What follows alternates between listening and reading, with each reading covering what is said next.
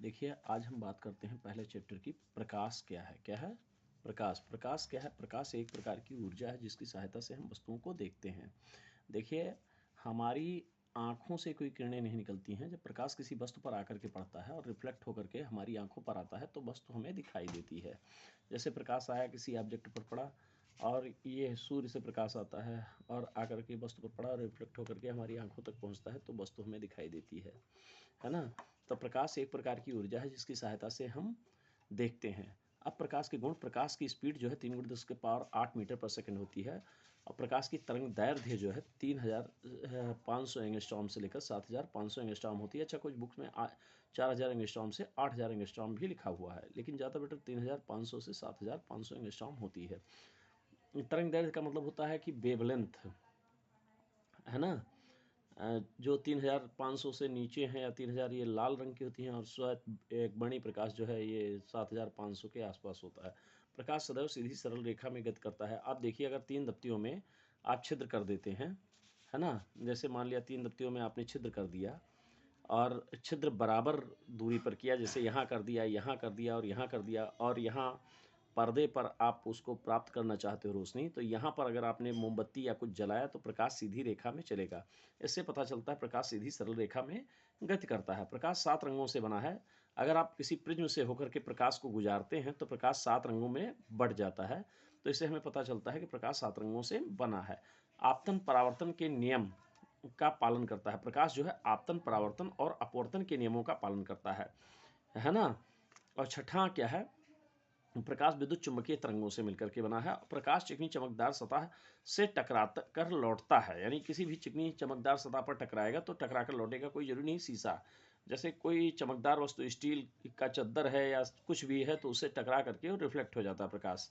अब प्रकाश पारदर्शी माध्यम में गमन करता है। जितने भी पारदर्शी माध्यम हैं उसी में ही प्रकाश जा सकता है, जितने भी पारदर्शी हैं। देखिए, माध्यम 3 प्रकार के हो सकते हैं: पारदर्शी, अपारदर्शी और अर्धपारभासक। तो पारदर्शी वह होता है जिससे होकर के प्रकाश गमन करता है, उसे पारदर्शी कहते हैं। अपारदर्शी वह होता है कि जिसमें प्रकाश आर पार नहीं जा सकता है, जैसे दीवार हुआ या कुछ भी। और पारभासक वह होता है जिसमें प्रकाश के जाने का तो आभास होता है लेकिन प्रकाश जाता नहीं, जैसे तेल लगा हुआ कागज। उसमें आपको छाया तो दिख सकती है लेकिन स्पष्ट नहीं दिखाई देगा तेल लगे हुए कागज के आर पार, अगर आप देखते हैं किसी व्यक्ति को, है ना? अब हम बात करते हैं प्रकाश का परावर्तन। परावर्तन क्या है? तो प्रकाश जब किसी चिकनी चमकदार सतह पर आकर के टकराता है और टकरा करके लौटता है तो इस क्रिया को हम परावर्तन कहते हैं। यानी प्रकाश की किसी चिकनी चमकदार सतह से टकरा करके लौटने की घटना को परावर्तन कहते हैं। जो किरण आकर के चिकनी चमकदार सतह पर टकराती है, यानी जो आकर के गिरती है, उसे आपतित किरण कहते हैं। जो आकर के गिर जाए, यानी जो किरण आकर के गिरती है उसे आपतित कहते हैं, और जो टकरा करके लौटती है उसे परावर्तित कहते हैं। अच्छा, एक काल्पनिक रेखा होती है परावर्तक पृष्ठ के अभिलंबोत, इसे हम अभिलंब कहते हैं। यह होती नहीं, इसको माना जाता है।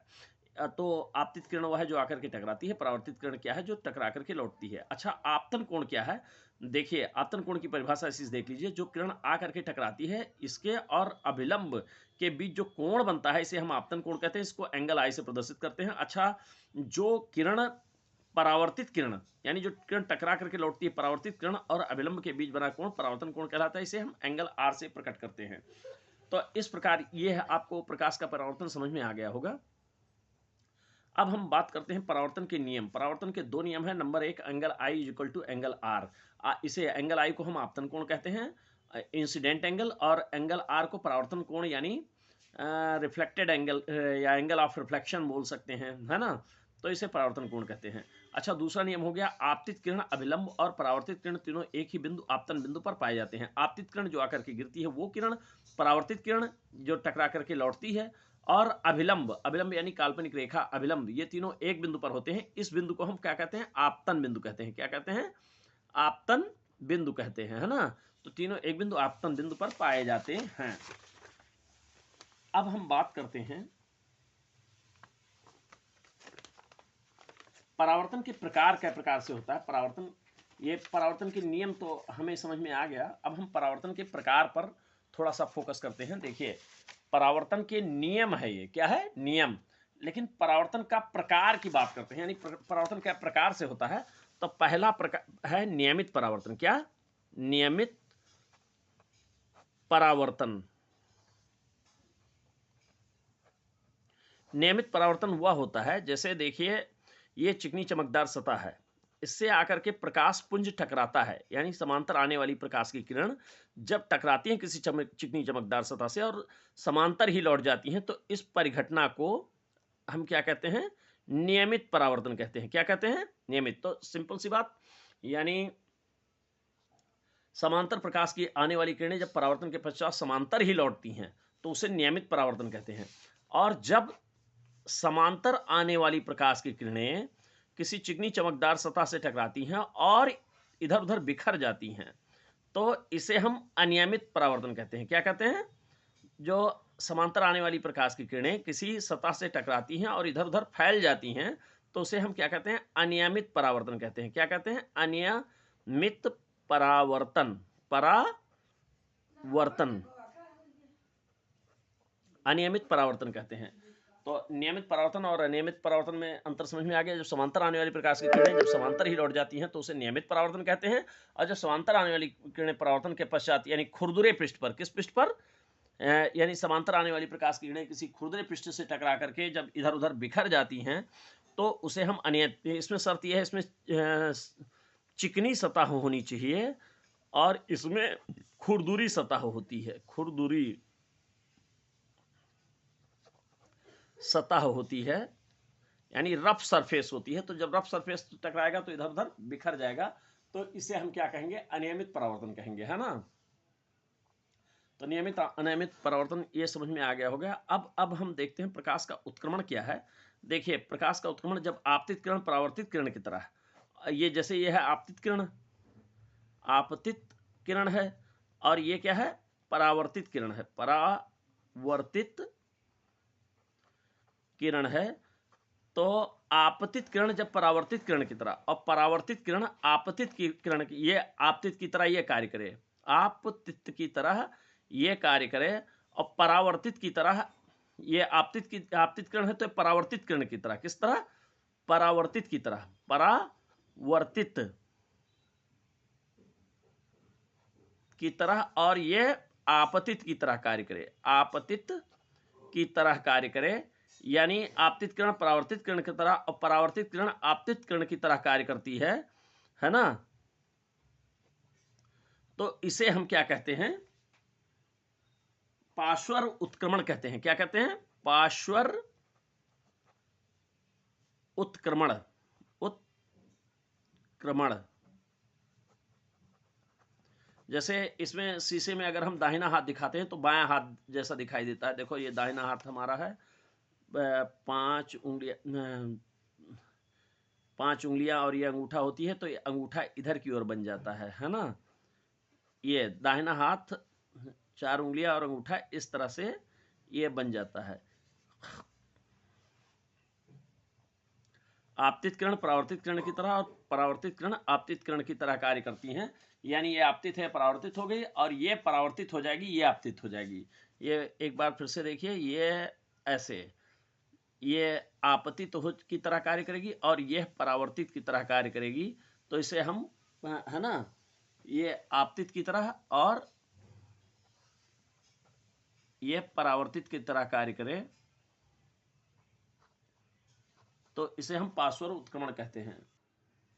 ये यहां फिर से देखते हैं, जैसे ये है आपतित किरण है और ये परावर्तित किरण है। ये है आपतित, आपतित, और ये क्या है? परावर्तित,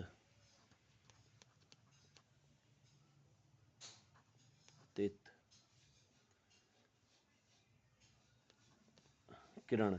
और जब हम इसको ऐसे करते हैं तो ये इधर ये आपतित किरण होती है, आपतित, और ये हो जाती है परावर्तित, परावर्तित,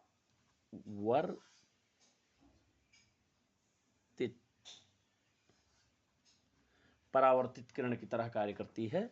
तो ये परावर्तित किरण की तरह कार्य करती है और ये आपतित किरण की तरह कार्य करती है। तो इस घटना को पार्श्वर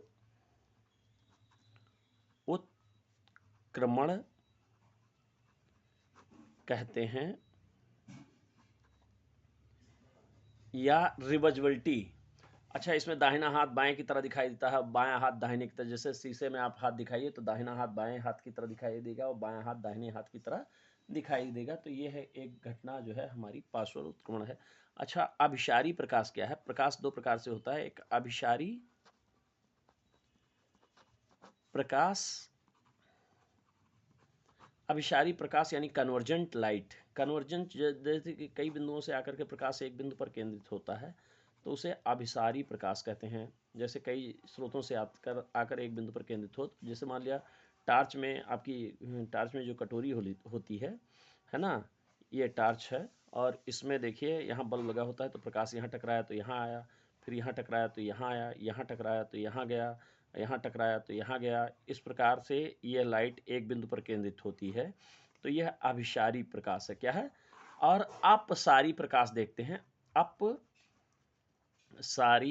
प्रकाश, अपसारी प्रकाश क्या है? जिसमें एक बिंदु से प्रकाश की किरणें निकल करके चारों तरफ फैल जाती हैं, तो इसे हम क्या कहते हैं? अपसारी प्रकाश कहते हैं या डाइवर्जेंट ऑफ लाइट कहते हैं। ये कन्वर्जेंट ऑफ लाइट है और ये डाइवर्जन है। अब डाइवर्जन में क्या होता है? जैसे स्ट्रीट लाइट है, इस प्रकार से होती है और इससे प्रकाश देखिए चारों तरफ फैल रहा होता है, तो ये डाइवर्जन कहलाता है ना। तो जिसमें लाइट फैल जाती है वो डाइवर्जन है, जिसमें एक जगह इकट्ठा हो जाती है ये कन्वर्जन किस में होता है? ये कन्वर्जन किस में होता है? जिसमें मिरर जो है कॉनकेव लगा होता है, यानी अवतल दर्पण। क्या? अवतल दर्पण लगा होता है ना, दर्पण लगा होता है। और जिसमें उत्तल लगा होता है, उत्तल दर्पण, वो क्या है? फैलाता है प्रकाश को, है ना। तो अपसारी प्रकाश, अभिसारी प्रकाश समझ में आ गया। अवतल दर्पण में ये होता है, उत्तल दर्पण में। अच्छा, दर्पण की परिभाषा क्या है? दर्पण किसे कहते हैं? दर्पण देखिए, किसी चिकने पारदर्शक माध्यम के तल के एक पृष्ठ पर कलई कर दें और दूसरी, है ना, कलई कर दें और दूसरे पृष्ठ से यानी लाल ऑक्साइड का लेप लगा दें किसी सतह पर और दूसरे पृष्ठ से परावर्तन हो, तो इस परावर्तन करने वाली सतह को हम दर्पण कहते हैं। यानी जिस तल से हमें छाया प्राप्त होती है उस तल को हम, है ना, जिससे प्रकाश का परावर्तन हो, छाया प्राप्त हो, उसे हम दर्पण कहते हैं। दर्पण दो प्रकार के, नंबर एक समतल दर्पण और दूसरा गोलीय दर्पण। समतल दर्पण वह होता है जिसमें फोकस जो है इनफाइनाइट होता है, और जो गोलीय दर्पण होता है इसमें फोकस होते हैं, है ना। समतल दर्पण की कंडीशन पहली एक है कि ये इसमें आप जितनी दूर पर खड़े होंगे शीशे के सामने, जैसे मान लिया आप 10 मीटर की दूरी पर खड़े हैं तो आभास होगा आप शीशे में 10 मीटर अंदर खड़े हैं। यानी 10 मान लिया 10 सेंटीमीटर यहाँ खड़े हैं तो आप 10 सेंटीमीटर ही, यानी आपकी दूरी जो है कुल शीशे से दूरी अगर 10 है तो आपको 20 प्रतीत होगी। अच्छा, आपकी ऊंचाई, फुल ऊंचाई को देखने के लिए आपकी आधी ऊंचाई का शीशा ही पर्याप्त है। यानी एक पहला ये हो गया कि समतल दर्पण में कोई भी फोकस नहीं होता। दूसरा, ये जितनी दूर पर खड़े होंगे उतने ही दूरी पर आप उसमें दिखाई देंगे अंदर, यानी आपकी दूरी डबल हो जाएगी। और दूसरा, आपकी पूरी ऊंचाई को देखने के लिए आधी ऊंचाई का दर्पण पर्याप्त है। अब हम गोलीय दर्पण की बात करते हैं। गोलीय दर्पण देखिए, जो दर्पण बाहर की ओर उभरा होता है और पालिश इसके अंदर वाली सतह पर होता है, अर्थात परावर्तन उभरी हुई सतह से होता है। जिस दर्पण में परावर्तन उभरी हुई सतह से होता है उसे हम उत्तल दर्पण कहते हैं। क्या कहते हैं? उत्तल दर्पण कहते हैं। और जिस दर्पण में उत्तल दर्पण और जिसमें पालिश दबी हुई सतह पर होती है, पालिश उभरी हुई सतह पर होती है और परावर्तन